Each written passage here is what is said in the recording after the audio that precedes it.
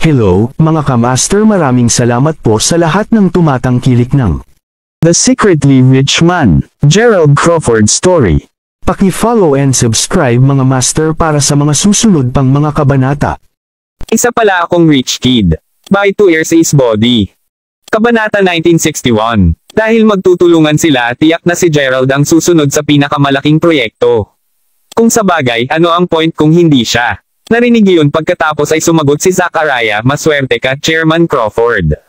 Kasalukuyan akong may napakahusay na proyekto tungkol sa pag-unlad at construction sa paligid ng lugar ng dagat sa lungsod ng Shywater."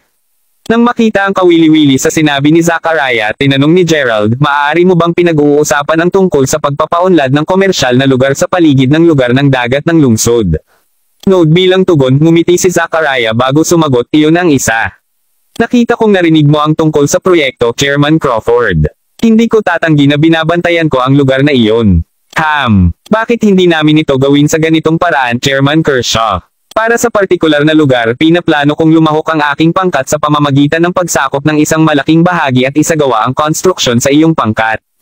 Sa nasabing iyon, sa palagay ko makatarungang lahat ng mga kondisyon at disenyo na may kaugnayan sa construction ay dapat hawakan ng Yunshore Group. Ano sa tingin mo?" Tanong ni Gerald pagkatapos ng kaunting pagpos. Kahit na sandali siyang nagulat nang marinig iyon pagkatapos na mag-snap out dito, sinabi kaagad ni Zachariah, "Hindi isang problema, Chairman Crawford. Natagpuan ko na isang malaking karangalan na handa kang makipagtulungan sa akin sa una. Ano man, iiwan ko ang lahat sa Yunshore Group pagkatapos."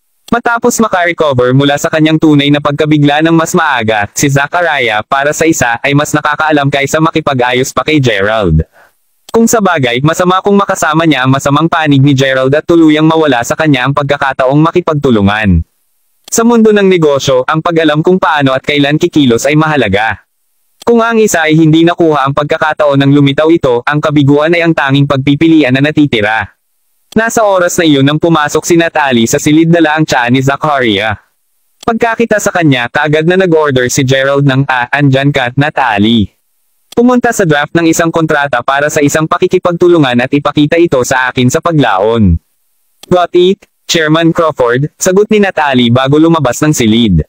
Kapag nawala na siya, hindi mapigilan ni Zachariah na tanungin, "Tila partikular ka na interesado sa lugar na iyon, Chairman Crawford. Gaano ka-eksaktong pinaplano mong itayo ito?" Ang komersyal na lugar sa paligid ng lugar ng dagat ng Shywater City ay isang malaki at ganap na bagong lugar na kasalukuyang ginagawa. Sa laki ng lugar na nasa isip, gumawa ito ng maraming katanungan kung paano kahit na tungkol sa pagbuo ng lugar up. Sa katunayan, kahit na ito ay proyekto ng Zachariah Group, kahit na si Zachariah ay nagtataka kung paano maayos na mag-navigate sa proyekto. Upang isipin na pagkatapos ng pag-iisip sa kanya tungkol sa proyekto, sa loob ng mahabang panahon, biglang makabuo ng ideya si Gerald na makipagtulungan sa partikular na proyekto. Tunay na ito ay isang bagay upang ipagdiwang ang tungkol sa pagkatapos ng lahat, ang mga pondong kinakailangan para sa proyekto lamang ay nagkakahalaga ng halos isang napakalaking $1 bilyon at $500 milyong. Kahit na mayaman ang Zachariah Group ay naging imposible para sa kanila na kumuha ng isang malaking proyekto ng mag-isa. Sinabi sa katotohanan, naisip na ni Zachariah na makipagtulungan sa maraming iba pang mga pangkat sa mga susunod na yugto upang magkaroon ng porsyento na pagkakabahagi. Ngayon na ang Yunshore Group ay papasok, gayunpaman, alam ni Zachariah na ang kanilang dalawang grupo ay magiging higit sa sapat upang gawin ang proyekto. Mas mabuti pa, nangangahulugan din ito na ang proyekto ay eksklusibong pag-aari ng Yunshore at Zachariah Groups. Para kay Gerald, $1 bilyon at $500 milyong ang wala sa kanya. Ano man, medyo mahigit isang oras na ang lumipas nang bumalik si Natalie na may dalang kontrata. Inaabot ito kay Gerald, sinabi niya pagkatapos, "Naayos ko na ang kontrata, Chairman Crawford. Tingnan mo ba ito?" Panipi. Kabanata 1962. "Salamat, Natalie," sagot ni Gerald sa isang nagpapasalamat na tono habang ngumiti si Natalie bago umalis. Kasunod nito, sinimulang tingnan ni Gerald ang kontrata at nang matapos siya, ay ibinigay niya ito kay Zachariah. "Tumingin ka ba sa kontrata, Chairman Kershaw, at sabihin sa akin kung mayroong anumang nahanap mong hindi nasisiyahan. Bukas ako sa mga karagdagang kondisyon o kahilingan din kung mayroon ka. Dahil nakikipagtulungan kami, ang proyektong ito ay dapat na makinabang sa aming mga grupo," sinabi ni Gerald sa kalmadong pamamaraan. Si Gerald, para sa isa, ay alam na upang gumana ang pakikipagtulungan, kailangan niyang ipakita ang kanyang katapatan at respeto kay Zachariah sa halip na simpleng paglalagay ng isang agresibong harapan. Pagkatapos ng lahat sa pagtatapos ng araw, si Zachariah ay hindi eksaktong isang maliit na prito. Siya ay isang chairman din at iyon ang nagtamo sa kanya ng karapatang pakitunguhan siya ni Gerald ng may respeto. Alinmang paraan pagkatapos na maingat na basahin ang kontrata, tumango si Zachariah bago sumagot, wala akong nakikitang problema sa kontrata, Chairman Crawford. Nakita ko. Pagkatapos ay lagdaan natin ito. Sinabi ni Gerald na may tango habang pareho nilang nakuha ang kanilang mga panulat at nilagdaan ang kanilang mga pangalan sa tapos na, opisyal na ang kanilang pakikipagtulungan. Magalang na maabot ang kanyang kamay para sa isang kamayan pagkatapos ay idineklara ni Zachariah, inaasahan ko para sa isang mahusay na pakikipagtulungan sa pagitan namin, Chairman Crawford. Kinamayan ang kamay ni Zachariah, magalang na sumagot si Gerald pero syempre. Mahusay na sinabi, Chairman Kershaw. Kaya kung ganon, kung wala nang iba pa, magpapahinga muna ako, Chairman Crawford. Kung nahaharap ka sa anumang mga problema, huwag mag-atubiling makipag-ugnay sa akin anumang oras. Sabi ni Zachariah nang bumangon na siya para umalis. Kapag siya ay nawala, Natalie lumakad sa bago nagtanong sa bahagyang pagkalito, Chairman Crawford. Maaari akong lumakad ng kaunti sa linya, ngunit ano ang gumawa ka ng pagkusa upang makipagtulungan sa Zachariah Group? Pagkatapos ng lahat para kay Natalie, ang Yunshore Group ay madaling makagawa ng proyekto nang walang tulong ng Zachariah Group. Dahil sa pakikipagtulungan, kinailangan nilang ibahagi ang kita sa Zachariah Group kaya naman napag-alaman ni Natalie ang mga aksyon ni Gerald na nakalilito. Marahil iniisip mo kung bakit kailangan nating ibahagi ang kita sa Zachariah Group sa halip na kunin natin ang proyekto para sa ating sarili, tama ba? Sagot ni Gerald, binabasa ang Natalie na parang isang bukas na libro. Pinapanood si Natalie pagkatapos ay tumango, nagsiwalat si Gerald ng isang banayad ng ngiti bago sabihin na nating ginawa ko ito upang magkaroon ng kapanalig. Pagkatapos ng lahat kung patuloy tayong gagawa ng mga kaaway, siguraduhing mag-backfire laban sa atin balang araw. Bukod si Zuri ang nagdulot sa atin ng lahat ng kaguluhan kahapon, hindi si Zachariah. Maaari mong sabihin na nagbabalik ako ng mabuti para sa kasamaan. Sa pamamagitan ng pakikipagtulungan na ito, magagawa kong manalo sa kanya, na pahintulutan siyang makipagtulungan sa amin sa isang taos-pusong pamamaraan. Sa pangmatagalan, ang benepisyo na iyon ay tiyak na mananatili. Bagaman tiyak na makikinabang tayo kaagad sa pamamagitan ng pagkuha para sa ating sarili ng proyekto, ang paggawa nito ay magdudulot lamang sa atin na mawala ng maraming bagay sa pangmatagalan. Matapos marinig ang paliwanag ni Gerald, tumango lamang si Natalie bilang tugon. Kabanata 1963. Makalipas ang ilang sandali, pagkatapos ay naglakad si Natalie palabas ng opisina, iniiwan mag-isa si Gerald doon. Sa pagtingala, hindi mapigilan ni Gerald na ngumiti ng mahina, iniisip kung gaano kabilas ang pag-unlad ng kanyang mga pag-aari ngayon. Hindi nagtagal, ang lahat ay magiging pagmamayari niya. Kapag nangyari iyon, magtataguyod siya ng isang bagong imperyo ng negosyo para sa pamilyang Crawford, at iyon ang kanyang kasalukuyang pangunahing hangarin. Mula nang bumagsak ang kanyang pamilya, ang lahat na pag-aari ng kanyang pamilya ay tumigil sa pag-iral.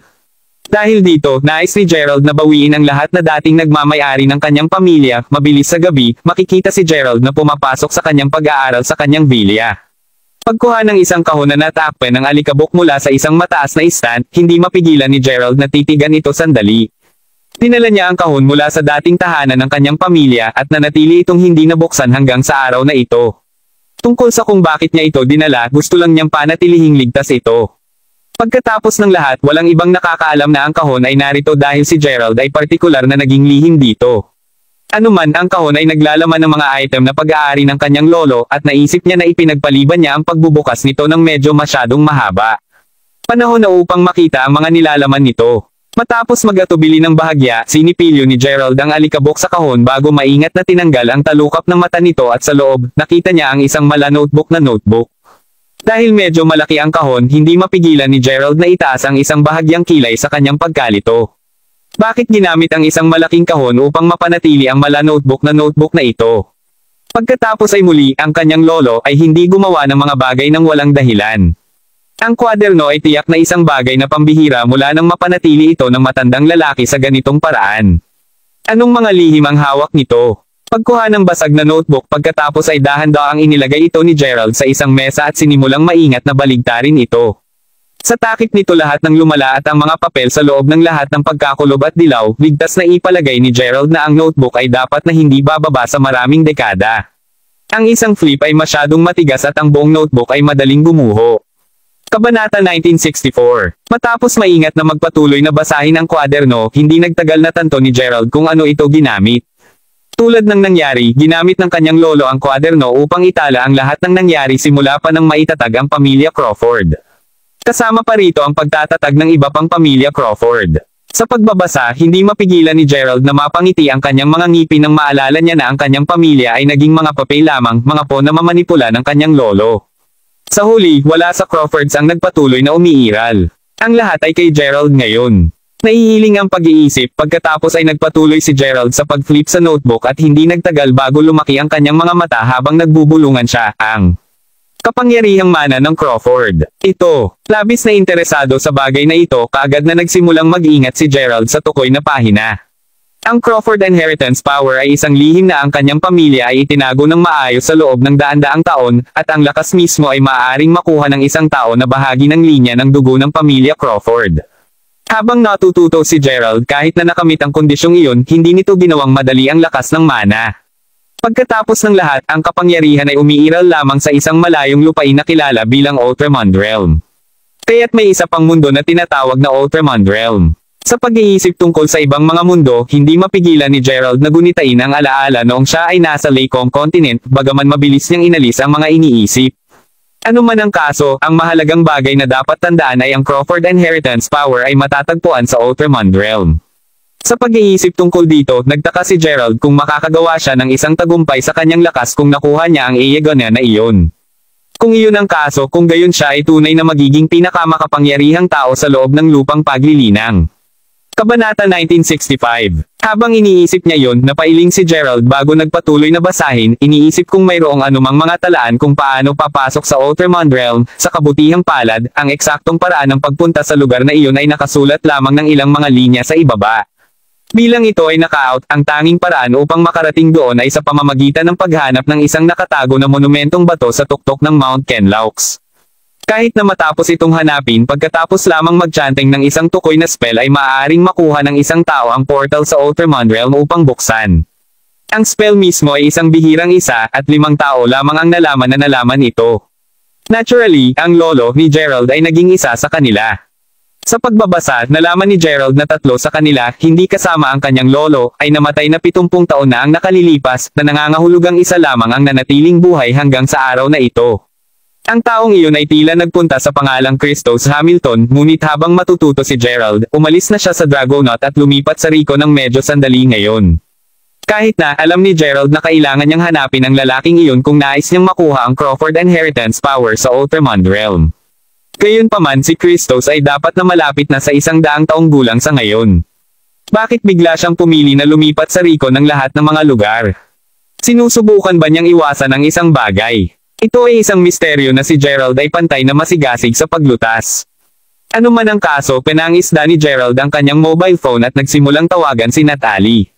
Sa sandaling siya ay pumili, sinabi niya kaagad, "Natalie, ay book mo ako ng flight sa Rico pronto." Kasunod nito, naging maayos ang mga bagay at hindi masyadong mahaba bago nakapak at handa na si Gerald na puntahan si Rico. Naturally, tiniyak niya na kasama niya ang kanyang notebook sa lahat ng oras. Habang binabasa ulit ito, nalaman niya na ang tirahan ni Christos sa bahay sa Rico ay naitala dito, marahil ng huling tao na naghahanap para sa lalaki. Ganun pa man, talagang hindi sigurado si Gerald kung ang kanyang lolo ang nagsulat doon. Ano man, malilinaw ang lahat nang dumating siya sa Rico. Sa mismong araw ding iyon, sumakay si Gerald ng eroplano diretso sa Rico, at makalipas ang 11 oras, kinuha niya ang kanyang unang hakbang papasok sa banyagang bansa. Kabanata 1966. Kasunod sa address sa notebook, maya-maya ay nakatagpo si Gerald ng isang grocery store.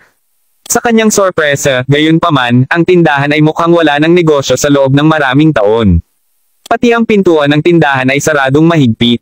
Hindi sigurado kung ano ang reaksyon nito, nagsimulang kumatok si Gerald sa pintuan ng tindahan, ngunit kahit na makalipas ang ilang mga katok, walang tunog na maririnig mula sa loob. Napunta ang kanyang pag-asa na may isang taong nakatira sa loob. Nang malapit na umalis si Gerald, biglang narinig niya ang pagguho ng isang pagbubukas ng pinto. Paglingon ko, mabilis na napagtanto ni Gerald na walang nakatayo sa pintuan. Kahit na panandalian siyang nagyayelong, hindi nagaksaya ng oras si Gerald at mabilis na pumasok sa grocery store, itim na maitim sa loob at malalakas na amoy na nagmula sa bawat sulok ng tindahan. Talagang kailangan ng lugar na ito ng mahusay na paglilinis. Nang maramdamang wala ng bumabati sa kanya muna, inako ni Gerald na ideklara, Senior Christos Hamilton. Nandyan ka ba? Ako ay isang inapo ng pamilyang Crawford. Pasok ka, sagot ng isang masungit na boses mula sa mas malalim sa loob ng tindahan. Nang marinig iyon, si Gerald ay natuwa. Bilang ito ay naka-out, talagang siya ay natagpuan ng tamang lugar. Sa pamamagitan nito, mabilis siyang nagtungo sa silid kung saan nagmula ang boses at pagdating sa pasukan ng silid, sinalubong siya ng makita ng maraming bote ng serbesa na nakakalat sa isang nakaupong matandang lalaki na mukhang kailangan niya ng maligo. Ang buong silid ay nagmula sa alak at hindi mapigilan ni Gerald na manginig ng bahagya habang nakatingin sa magulong buhok na matandang lalaki. Kabanata 1967. Sinabi sa katotohanan, hindi makapaniwala si Gerald na ang taong nauna sa kanya ay ang tunay na Christos Hamilton. Pagkatapos ng lahat, ayon sa kwaderno, si Christos ay dating isa sa mga nangungunang figure sa mundo ng paglilinang. Sa katunayan, marahil ay mas malakas pa siya kaysa sa kanyang lolo. Paano napunta ang isang napakalakas na figure sa ganoong estado? Ano man ang kaso, tinanggal ni Gerald ang kanyang lalamunan bago magalang na tanungin, inaako na ikaw ay Senior Christos. Narinig iyon pagkatapos ay dahan-daang itinaas ni Christos ang kanyang ulo upang tignan si Gerald. Si Gerald mismo ay hindi nakakuha ng isang malinaw na pagtingin sa mga tampok sa mukha ng matandang lalaki dahil ang kanyang magulong buhok ay nakatikip sa kalahati ng kanyang mukha, isang inapo ng Crawfords na sinasabi mo. Tuldok-tuldok, sabihin mo sa akin sino si Daryl Bodek sa iyo? Tanong ni Christos sa kalmadong tono. Daryl Bodek. Ungol sa panandaliang naguluhan na Gerald, bagaman mabilis niyang napagtanto na si Christos ay marahil ay pinag-uusapan ng tungkol sa kanyang lolo. Upang isipin na ang kanyang lolo ay pumili ng gayong pangalan para sa kanyang sarili. Siya ang aking lolo, sagot ni Gerald sa halip na ayaw. Hindi na niya ginugusto ang pagtawag sa matandang bastard na iyon sa kanyang lolo, ngunit anong iba pang pagpipilian ang mayroon siya kung nais niyang makakuha ng karagdagang impormasyon tungkol sa Ultramondrel mula kay Christos. Ha, siya ang iyong lolo sabi mo. Maraming anak at apo si Daryl. Bakit ikaw lang ang naghahanap sa akin pagkatapos ng maraming taon? Gupitan ng crop at sabihin mo lang sa akin kung ano talaga ang narito mo. Kinutya si Christos sa isang nakakainis na tono. Sa hitsura nito, kinamumuhian talaga ni Christos si Daryl. Kabanata 1968. Kaya para sa isa, namatay ang aking lolo at ang pamilya Crawford ay wala na. Sa pag-iisip na iyon, dapat kong tandaan na narito ako sa aking sariling ngalan at hindi sa ngalan ng aking pamilya. Tungkol sa kung bakit ako narito, gusto kong magtanong sa iyo ng isang bagay. Totoo bang alam mo kung paano ay access ang Ultramond Realm? Tanong ni Gerald. Nang marinig iyon, sandaling natahimik si Christos. Nakatitig saglit kay Gerald, tinanong ng matanda sa malamig na tono, kaya paano kung gagawin ko? Kaya kung gagawin mo ito, nais kong malaman ang tungkol sa lugar na iyon. Tungkol sa kung paano ko nalaman ang tungkol sa Ultramond Realm sa una, nalaman ko ang pagkakaroon nito pagkatapos basahin ang tungkol sa kaharian sa isang lumang notebook ng pamilya. Nakasaad din sa notebook na nandoon ka na noon. Sagot ni Gerald. Tingnan, humihingi ako ng paumanhin ngunit wala akong masabi sa iyo tungkol sa lugar na iyon. Kung wala nang iba, umalis ka na lang. Sigaw ni Christos, mahigpit na tinatanggihan ang anumang uri ng tulong. Narinig iyon, medyo walang magawa si Gerald. Kahit na masasabi niya na si Christos ay dapat na nakaranas ng isang masamang bagay doon. Bakit pa siya laban sa pag-uusap tungkol sa Ultramond Realm? Gayunpaman, alam ni Gerald sa isang katotohanan na ang pagpipilit sa matandang lalaki na magsalita ay hindi makakabuti sa kanya. Sa pag-iisip na iyon, dahil alam na niya na ang paggawa ng mga bagay sa mahirap na paraan ay hindi siya mapupunta kahit saan, maaari din niyang subukan ang paggamit ng malambot na paraan. Kasunod sa kaisipang iyon, pagkatapos ay umalis si Gerald sa grocery store. Tuldok-tuldok. Bagaman bumalik siya kaagad kasama ang maraming mga lata ng beer pati na rin ang ilang pagkain. Inaasahan kong maipakita kay Christos kung gaano siya katapatan, tumawid ang mga daliri na ang matanda ay sa wakas ay magiging handa na magbukas ng kaunti, pagkatapos ay inilagay ni Gerald ang serbesa at pagkain bago si Christos. Pagbukas ng isa sa mga lata ng serbesa at pagbibigay nito sa matanda, sinabi ni Gerald pagkatapos, alam ko kung gaano ka makapangyarihan, nakatatandang Christos. Sa pag-iisip na iyon, respetado kita ng marami. Mayroon kang ilang serbesa at pagkain at inaasahan kong maging handa kang makipag-usap sa akin pagkatapos nito. Sa maraming bote ng beer na nakalatag, hindi mahirap para sa Gerald na hulaan na ang matanda ay medyo mahilig uminom. Ito ay marahil upang matulungan si Christos na mabawasan ang kanyang sakit.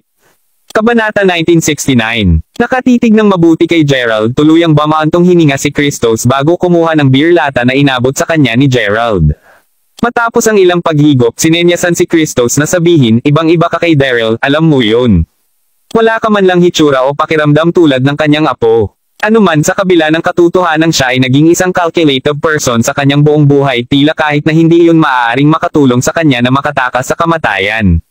Nang maramdaman kung gaano ang kampi ni Christos sa kanyang lolo, nagpasya si Gerald na baguhin ang paksa sa pamamagitan ng pagtatanong, mga Senior Christos, maaari ba sabihin mo sa akin kung ano ang alam mo tungkol sa Ultraman Realm?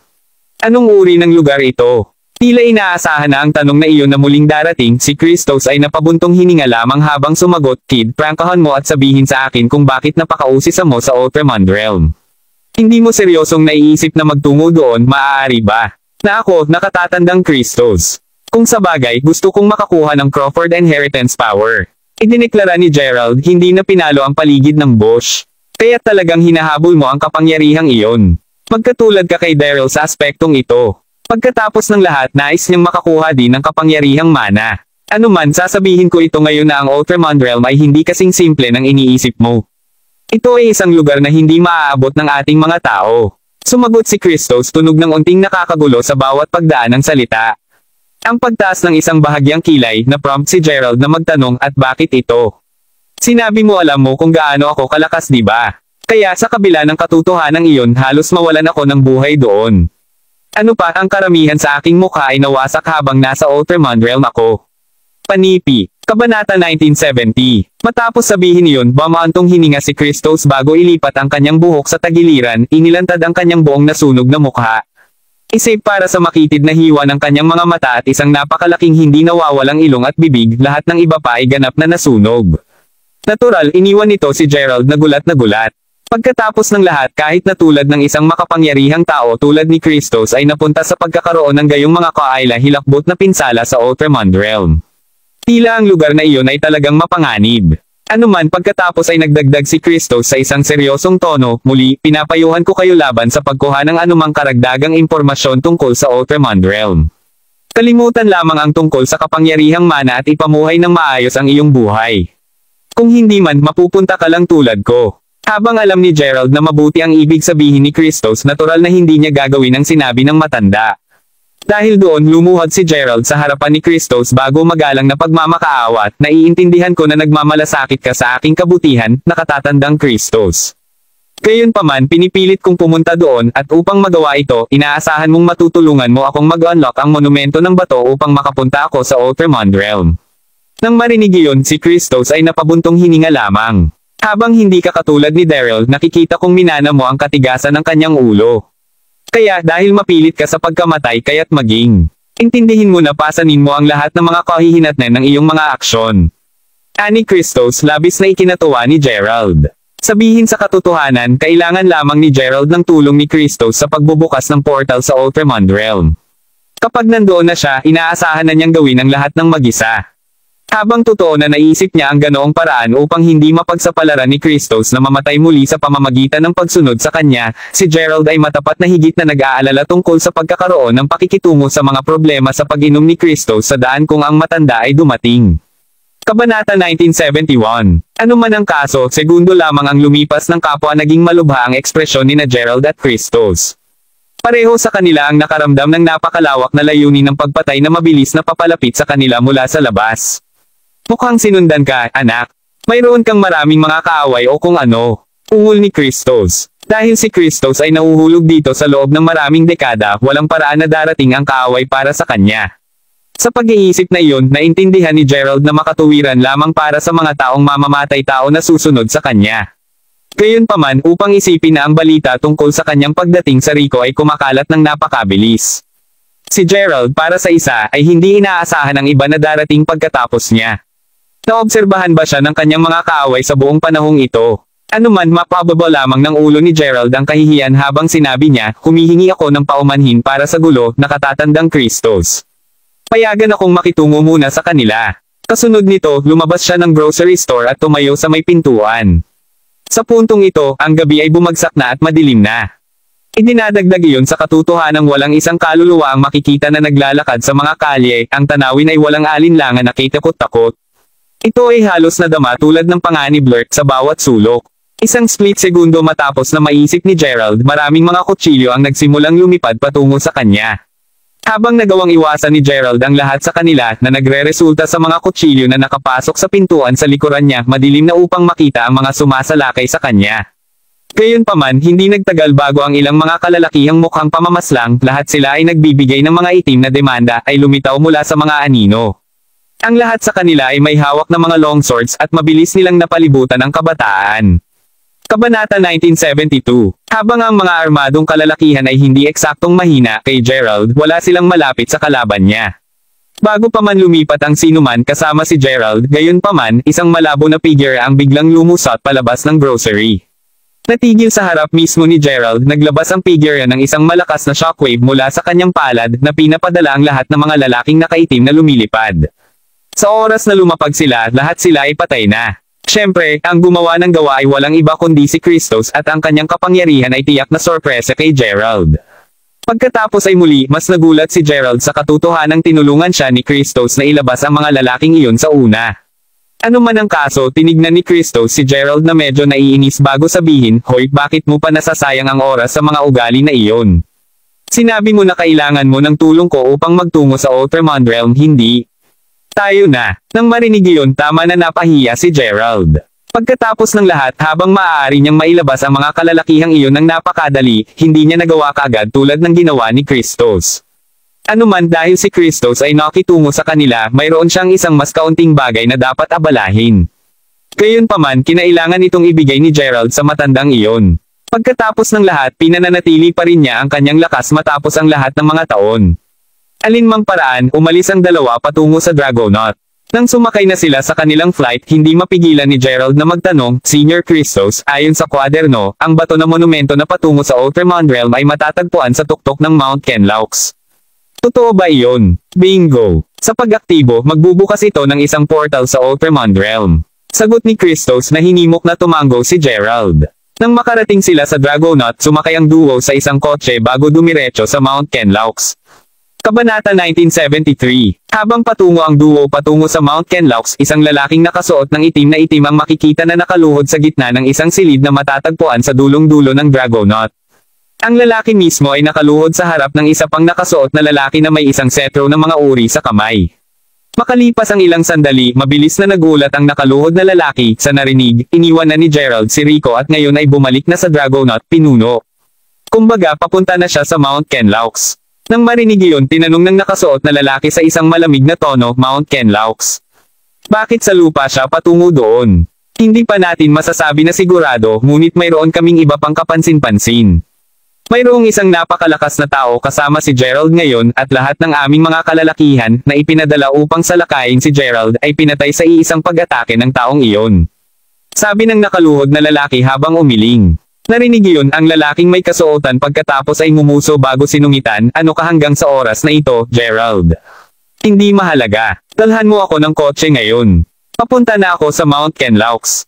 Malakas at malinaw." Sagot ng lalaking nakaitim bago tumayo at lumabas sa hall. Paglipat pabalik kina Gerald at Christos, hindi nagtagal bago pareho silang nakarating sa paanan ng bundok, nakakakita ng walang kadahilanan upang hindi agad simule ang ice scale ito, ginawa iyon ng dalawa.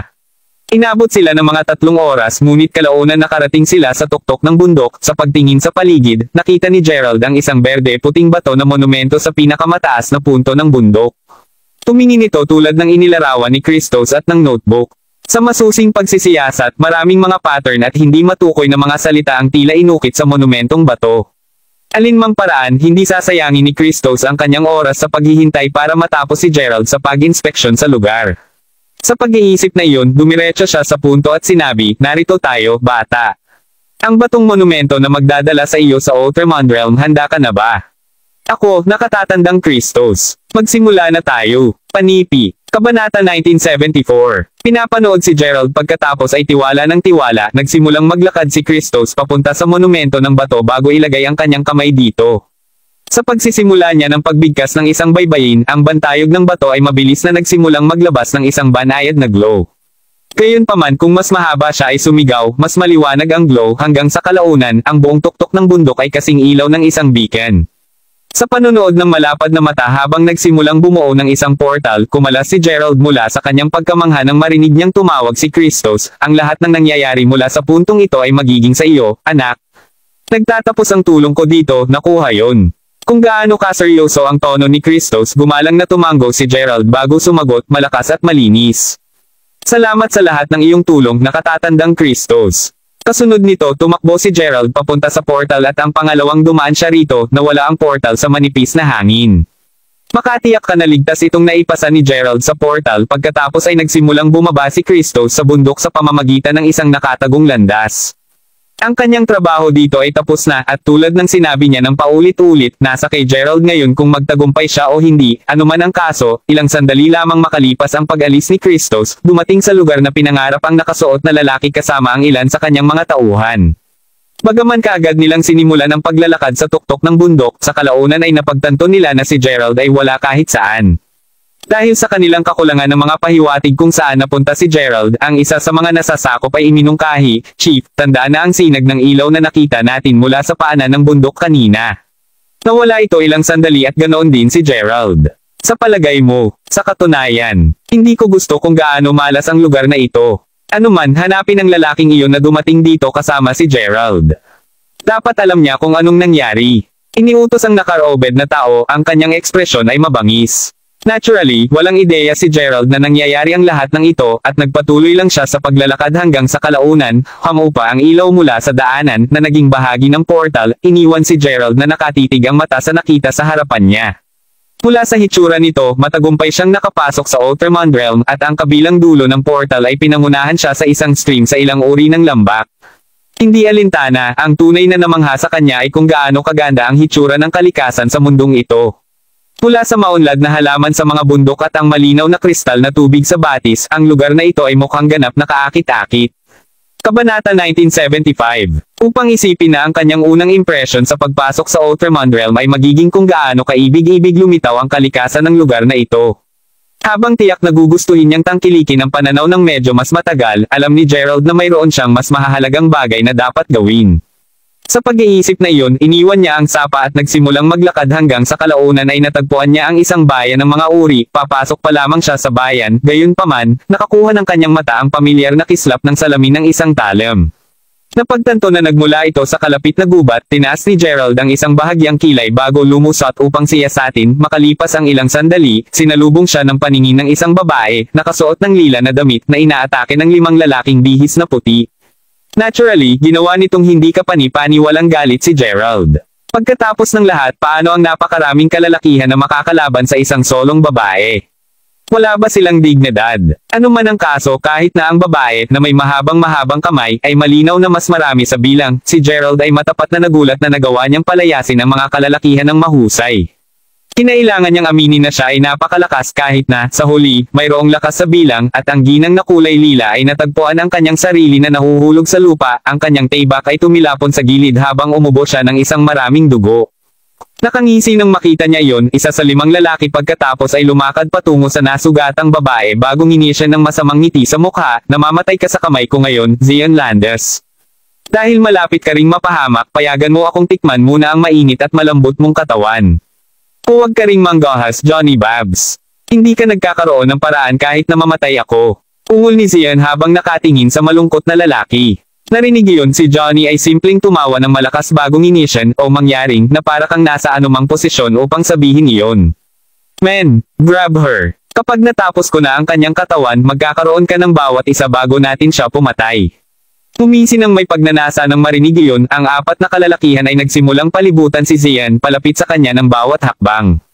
Kabanata 1976. Sa kanyang napakalawak na kagandahan at masagana sa katawan, karamihan sa mga kalalakihan ay magiging malas sa pagkakita sa kanya, habang ang 4 na kalalakihan ay lumago ng hindi komportable na malapit sa kanya. Umungal si Zion, kung maglakas loob ka man na ay patong mo sa akin, tiyak na sisirain ng aking Panginoon si Whitehall Abbey, ikaw ay baliw. Parang takot ako sa kanya. Sa katunayan, nagtataka ako kung naglakas loob pa ba siyang lumapit sa aming Abbey.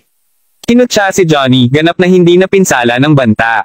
Kasunod nito, malapit nang maabot ang malaswang si Johnny upang hawakan ang kanyang katawan. Nang biglang may isang punyal na lumipad mula sa mga palumpong at tumusok mismo sa pulso niya. Agad na sumisigaw sa sakit na panood ni Johnny na nagsimulang tumulo ang dugo sa kanyang sariwang sugat. Bago pa marehistro ng sino man ang nangyayari, si Gerald ay lumabas mula sa mga palumpong, tinititigan silang lima habang hinihimok, 5 kalalakihan laban sa isang solong babae. Mayroon ka bang karapatang tumawag sa inyong sarili na kalalakihan? Sino ka ba? Nakikialam sa aming negosyo. Sigurado ka bang masigasig na mamatay? Men, tapusin mo siya. Umungulang masakit na si Johnny habang ang kanyang mga tauhan ay agad na sumugod patungo kay Gerald na may hawak na mga long swords. Sa kabila ng pagiging maraming tao, si Gerald ay bahagya na ring mukhang nahimatay. Sa isang solong pag-swipe ng kanyang kamay, lahat silang 4 ay ipinadala na lumilipad. Kabanata 1977. Nang makita iyon, namutla kaagad ang mukha ni Johnny. Upang isipin na si Gerald ay ito napakalakas. Gaano ka sahan? Sino ka? Isaad ang iyong pangalan. Ungol ni Johnny habang tinititigan ang mga sandang kay Gerald. Tulad ng kung mayroon kang karapatang malaman ang aking pangalan. Sagot ni Gerald, isang malaswang ngiti sa labi, na para bang isisiwalat niya ang kanyang pagkakakilanlan nang hindi siya nagmula sa mundong ito. Narinig iyon, hindi mapigilan ni Johnny na mabaigo. Gayunpaman, alam niya na siya at ang kanyang mga tauhan ay hindi laban kay Gerald. Si Johnny, para sa isa, ay pamilyar sa kasabihang, ang isang pantas na tao ay hindi nagpapatuloy sa pakikipaglaban kung malinaw na laban sa kanya ang mga logro. Sa pag-iisip na iyon, pagkatapos ay sumigaw si Johnny, mga lalaki. Umatras. Narinig iyon, sumunod ang 4 na lalaki at mabilis na tumakas sa eksena kasama si Johnny. Kapag wala na sila sa paningin, lumakad si Gerald papunta kay Zian, tinutulungan siya habang tinanong niya sa isang nag-aalala na tono, ayos ka lang ba? Ngayon na nakatayo siya sa kanya, hindi maiwasang maramdaman ni Gerald na maganda talaga ang itsura niya. Kahit na, mas alam niya kaysa magkaroon ng damdamin para sa kanya. Kung sa bagay, ikinasal na siya kay Mila at hindi niya kailanman patatawarin ang kanyang sarili kung manloko siya, alinmang paraan, kumalas si Gerald dito nang umiling ang namumula kay Zian bago sinabi, mabuti lang ako. Anuman, salamat sa pagligtas sa akin, batang mandirigma. Nodding bilang tugon, tinanong ni Gerald, kaya, bakit kanila sinalakay? Ano ang natatangi tungkol kay Zian na ginaasto ng 5 matandang lalaki na patay na siya? Well, ito ay dahil ako ay mula sa Whitehall Abbey habang sila ay mula sa Purple Fog Abbey. Kinamumuhian ng kanilang abi ang minahan kaya't inatake nila ako. Paliwanag ni Zian. Nang marinig iyon, sinimulang mapagtanto ni Gerald kung gaano talaga komplikado ang mga bagay sa larangan na ito. Matapos tumitig saglit kay Gerald, si Zian, na nakita na medyo banyaga ang kanyang hitsura at damit, ay hindi mapigil ang magtanong, kung maaari, saan ka nang galing, batang mandirigma? Hindi ka eksaktong magmukhang galing ka sa paligid dito. Narinig iyon, nawala kaagad si Gerald, hindi sigurado kung paano ka rin tumugon. Matapos ang isang maikling hindi magandang katahimikan, dumating si Gerald ng isang ideya na hinimok siyang sabihin, ako. Isang manlalakbay mula sa isang malayong lupain. Napadaan lang ako nang nakita ko silang umaatake sa iyo kaya naman humakbang ako. Ang pangalan ay Gerald Crawford. Zion Landes. Sumagot ang babae kahit na hindi nagrehistro na ang sinabi ni Gerald ay isang kasinungalingan. Napagtanto na nagawa niyang umiwas ng isang bala, huminga ng medyo madali si Gerald habang tinanong niya, alinmang paraan. Saan ka patungo ngayon, Miss Landes? Bababa ako sa bundok upang kumuha ng ilang mga panestos sa Heaven Star Town. Paano ka? Sagot ni Zian. Sumagot si Chuckling, sinabi ni Gerald na, ano ang isang pagkakataon? Ako rin. Magsama tayo doon. Dahil si Zian ang unang taong nakilala niya rito, ang pagsunod sa kanya sa paligid ay tiyak na magiging madali. At least, hindi siya magtatapos na mawala. Alinmang paraan kapag narinig iyon, simpleng sagot ni Zane, oo naman, bakit hindi? Kasunod nito, pareho silang nagsimulang magtungo sa Heaven Star Town. Pagdating nila sa wakas, ang pananamit ni Gerald ay agad na pinag-usapan ng bayan. Pagkatapos ng lahat, hindi lamang sila pamilyar sa taong ito, ngunit ang kanyang mga kasuotan ay ganap na naiiba mula sa kanila. Ang awkwardness ng lahat ng ito ay isinasaalang-alang ni Gerald na baguhin ang kanyang sangkap upang mas mahusay na magtimpla sa mga lokal. Pagkatapos ng lahat, sino siya na bihis ng iba? Kabanata 1978. Matapos sabihin kay Zian ang tungkol sa kanyang kalagayan, kaagad niya itong kinuha sa kanya ng mga bagong damit sa bayan. Sa kabutihang palad, matapos na ilagay ang mga ito, hindi na tumingin sa labas ng lugar si Gerald kasama ng iba pang mga naninirahan sa Ultraman Realm. Ngayon na siya ay maaaring makihalubilo sa karamihan ng tao, kinuha ni Gerald ang pagkakataong magtanong, speaking of which, anong mga tukoy na supply ang inaasahan mong makarating dito, Miss Landes? Narito ako upang kumuha ng ilang mga nakapagpapagaling na damo para sa aking Panginoon. Nakangiting sagot ni Zian. Pinapanood habang tumango si Gerald, tumahimik sandali si Zian bago tuluyang sinabi, sa totoo lang, bakit hindi mo ako sundin pabalik kapag natapos ko na sa gawaing ito, Warrior Crawford? Kailangan ko pa ring magpasalamat ng maayos sa pag-save mo ng buhay ko ng mas maaga. Sino ang nakakaalam kung ano ang magawa sa akin ng mga bastard na iyon kung hindi ka tumulong? Habang alam ni Gerald na sinusubukan lamang niya na maging mapagpasalamat, hindi niya mapigil ang magtanong sa isang nag-aalalang tono, sigurado ka bang hindi ako magtatapos sa pagiging abala? At magagalit ba ang iyong Panginoon sa iyo sa pagdala sa akin? Si Gerald para sa isa ay alam na sa katotohanan na hindi talaga tinatanggap ng mga sekta ang mga tagalabas. Sa pag-iisip na iyon, nag-aalala siyang baka mapunta sa pagkastigo si Zian kung susundin niya ito pabalik. Kung tunay na nangyari iyon, tiyak na masisisi si Gerald ng labis. Kaya habang binibigyang diin ng aking Panginoon sa lahat ng oras na hindi tayo dapat magdala ng mga tagalabas sa Abi, hindi ka eksaktong tagalabas. Kung sa bagay, iniligtas mo ako. Dahil dito, naniniwala ako na mauunawaan ng aking Panginoon ang pagdadala ko sa iyo. Bukod dito, palaging sinasabi sa amin ng aking Panginoon na bayaran ang kabutihan ng iba. Sagot ni Zian sa taos pusong tono. Nang marinig iyon, tumahimik sandali si Gerald bago tuluyang sinabi, nakikita ko mabuti, ayos, kung gayon. Dahil sa kabaitan mo akong inanyayahan, masusundan yata kita pabalik. Wala akong anumang lugar na mapupuntahan ngayon kaya't maaari din akong manatili sa iyong bahay aliwan. Narinig iyon, halos hindi maitago ni Zian ang galak sa kanyang mukha.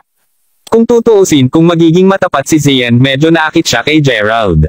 Ito ay ang karaniwang trope ng ang kagandahang nahuhulog para sa bayani sa paglalaro. Kahit ganun, alam ni Zian na hindi sila magkakasama ni Gerald. Pagkatapos ng lahat ng mga alagad ng Purple Fog Abbey ay ipinagbabawal sa pag-ibig. Impyerno, hindi man lang sila makahawak sa mga kalalakihan o mapunta sila sa labis na maparusahan o paalisin. Ano man ang kaso, pagkatapos na bumili si Zian ng mga halamang gamot na hinahanap niya kasama si Gerald, ang duo ay umalis sa bayan at dumiretso sa Purple Fog Abbey. Tuldok-tuldok. Ang mismong Purple Fog Abbey ay matatagpuan sa tuktok ng bundok silangan ng Heaven Star Town. Tungkol sa kung bakit tinawag iyan ang Abbey, mahalagang sanhi ito ng katotohanan na ang bundok na kinatatayuan nito ay palaging binabalot ng isang kamanghamanghang mukhang lila na ambon. Alinmang paraan, pagkatapos ng halos kalahating oras na pag-akyat ng maraming mga hakbang sa bundok, sa ilalim ng pamumuno ni Zian, ang lila ng lila na Abbey ay makikita sa di kalayuan. Sa puntong ito, napagtanto ni Gerald na ang buong lugar ay mukhang katulad sa isang lugar sa daigdig na tinatawag na Mount Skygate. Anuman, habang papalapit ang duo sa mga pintuang daan ng Purple Fog Abbey, dalawang babaeng disipulo na nakatayo roon ang agad na sumigaw, pinakamatandang kapatid.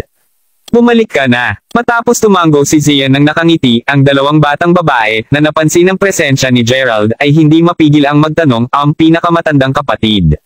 Sino yan? Nararapat silang mag-ingat dahil ang mga tagalabas ay hindi maaaring pumasok lamang sa lahat. Ano pa, ang tagalabas na ito ay isang tao. Kabanata 1979. Hindi man naghihintay kay Zian na tumugon, ang ibang alagad ay mabilis na nagdagdag, nakalimutan mo na ba ang mga patakaran ng aming sekta? Paulit-ulit na sinabi sa atin ni Master na hindi namin maaaring dalhin ang mga tagalabas sa aming Abbey, lalo na ang mga kalalakihan. Sa pag-iisip na iyon, ang ginagawa mo ngayon ay malinaw na labag sa mga panuntunan pinakatandang kapatid na babae. Tiyak na maparusahan ka kung isasama mo siya. Bilang punong disipulo ng Purple Fog Abbey, si Zian ay may mataas na reputasyon sa sekta. Ano pa, siya ay naging idolo din ng marami sa mga alagad ng sekta. Sa pag-iisip na iyon, ang dalawang batang babae ay simpleng humakbang dahil sa pag-aalala. Naiintindihan na ang ibig nilang sabihin ay mabuti lamang pagkatapos ay kalmadong ipinaliwanag ni Zian, hindi siya tagalabas. Siya ang aking tagapagligtas. Para malaman ninyong dalawa kung wala ang tulong niya, tiyak na masawi ako kanina. Nang marinig iyon, ang dalawang batang babae ay agad na nahuli sa isang problema. Nang makita iyon, idinagdag pa ni Zian, huwag kayong mag-alala, kayong dalawa. Ipapaliwanag ko ang lahat ng ito upang makabisado at kung may mangyari man siguraduhin kong buong responsibilidad kong gawin. Pareho kayong makakasiguro na hindi kayo mapupunta sa gulo. Bago ang isa sa mga batang babae ay maaaring tumugon, pinangunahan na ni Zian si Gerald sa Abbey. Si Gerald mismo ay hindi mapigil ang maramdaman na ang mga bagay ay magpapatuloy lamang na maging mas mahirap pagkatapos nito. Sa pag-iisip na iyon, inabot niya ang kamay upang hawakan ang pulso ni Zian upang pigilan siyang lumayo pa at sinabi, sa palagay ko, mas mabuti na akong umalis muna, kung tutuusin, masama kung magagawa ko kang abala. Gayunpaman sa pangalawang hinawakan ng kanyang kamay sa kanya, agad na nagyelo si Zian at namula ang mga pisngi nito. Pagkatapos ng lahat mula nang sumali siya sa Purple Fog Abbey, hindi pa siya hinawakan ng isang lalaki. Ilang segundo lamang ang lumipas, maraming mga sigaw ang biglang narinig na sinasabing pakawalan ang aming pinakamatandang kapatid. Unhand her, you bastard. Bago pa malaman ito ng dalawa, napalibutan na sila ng kahit isang dosenang babaeng disipulo. Dahil lahat sila ay may mga espada na nakaturo sa kanya, mabilis na napagtanto ni Gerald na siya ay bastos na hawakan si Zian mula sa asol. Binitiwan ng kamay niya, saka sumigaw si Gerald, humihingi ako ng paumanhin, hindi ko sinasadya na gawin iyon. Sa wakas ay nag-snap ito, si Zian mismo ang nag-uutos, itabi mo ang iyong mga espada. Huwag gawin ang sinabi niya. Sumigaw ng isa pang boses halos kaagad pagkatapos. Kasunod nito, isang babaeng nagbigay ng parehong mga lilang kasuotan tulad ni Zian ay lumabas mula sa karamihan ng tao. Gayunpaman, hindi tulad ni Zian, isang tabing ang tumakip sa kanyang mukha, kaya't hindi makita ni Gerald kung ano ang hitsura niya. Alinmang paraan, ang babae ay nanunuya, kaya, hindi lamang ikaw ang nagdala ng gamot, ngunit isang lalaki din. Nakalimutan mo ba ang mga salita ng aming Panginoon? Anong paninirang puri, na para bang makakalimutan ko ang mga turo ng Master? Hindi mo man lang ako binibigyan ng silid upang ipaliwanag ang sarili ko. Sukli ni Zian. Ang matapang na babae na nagpakita lamang sa kanyang sarili ay kilala sa pangalang Yuna Landes. Sa loob ng Purple Fog Abbey, siya ang pangalawang pinaka-nakatatandang kapatid na babae at siya rin ay junior ni Zian. Kahit na ganoon, palagi siyang naiinggit kay Zian at sinubukan ulit-ulit upang paalisin siya. Pagkatapos ng lahat sa paglabas ni Zian, sa wakas ay makakamtan niya ang posisyon ng punong alagad. Yamang si Zian ay gumawa ng isang malaking pagkakasama ngayon, marahil ito ay sa wakas ay ang pagkakataon ni Yuna upang makamit ang kanyang layunin. Sa pag-iisip na iyon, pagkatapos ay samobo ng masungit si Yuna bago sumigaw na may ngisi, ha? Mayroon bang kahit anong ipaliwanag? Hawak ng lalaking iyon ang iyong kamay at nakita nating lahat ito. To think na sinusubukan mo pa ring magtalo pagkatapos ng lahat ng iyon. Ang pagtaas ng isang bahagyang kilay, sa wakas ay nagpasya si Gerald na humakbang at sabihin, wala akong ideya kung ano ang relasyon mo sa iyong pinakamatandang kapatid, ngunit sinisiguro ko sa iyo na kaibigan ko lang siya. Muli kung pinapagod ko kayong lahat ng higit na kaguluhan kaysa sa kinakailangan, aalis na lang ako. Panipi. Kabanata 1980. Bullshit. Hindi mapagkakatiwalaan ang mga kalalakihan at lahat sila karapat-dapat na mamatay. Gayon din, totoo bang naisip mo na papayagan ka naming lumapit at umalis ayon sa gusto mo? Ganti ni Yuna habang nakatingin sa kanya habang inaalis ang talam ng talam. Mabilis na pasulong, tinapos ni Yuna ang talam ng diretso sa dibdib ni Gerald. Nang makita iyon, agad na tinulak ni Zian si Gerald sa tagiliran habang sumisigaw, maingat. Naturally, madali ni Gerald maiiwasan ang atake ni Yuna. Kung sa bagay, wala siyang laban sa kanya. Anuman dahil naitulak siya sa tagiliran, napapanood lamang niya habang si Zian ay gumuhit ng sarili niyang espada at sinasalakay ito ng kanyang junior. Kasunod nito, nagsimula ang isang bakbakan sa pagitan ng dalawang batang babae. Gayunpaman dahil kanina pa nasaktan si Zian, napunta siya sa lupa nang sinipa siya ni Yuna sa tiyan. Pinapanood habang tinatakpan ni Zian ang kanyang sikmura sa sakit, sinamantala ni Yuna ang pagkakutsa, ha? Simula kailan ka naging ganito kaina, pinakamatandang kapatid na babae? Sa palagay ko ang pagkakaroon ng isang lalaki ay tunay na nagawang mawala sa iyo ang iyong sarili. Hindi bagay. Tuturuan kita ng isang aralin sa ngalan ng Master. Tulad ng paglulunsad ni Yuna ng isa pang pag-atake kay Zian, si Gerald ay umikot patungo kay Zian, pinulot ang kanyang tailback at nagpadala ng isang aura blade diretso para kay Yuna. Dahil sa napakalawak na puwersa, pinadala si Yuna na lumilipad pa atras na naging sanhi ng pagbagsak din ng lupa sa mga alagad na nasa likuran niya. Habang nahuhulog si Yuna sa grupo, dumura ang isang subo ng dugo sa proseso, si Zian mismo ay nakatingin lamang kay Gerald. To think na nagkaroon siya ng ganito kakilakilabot na kapangyarihan.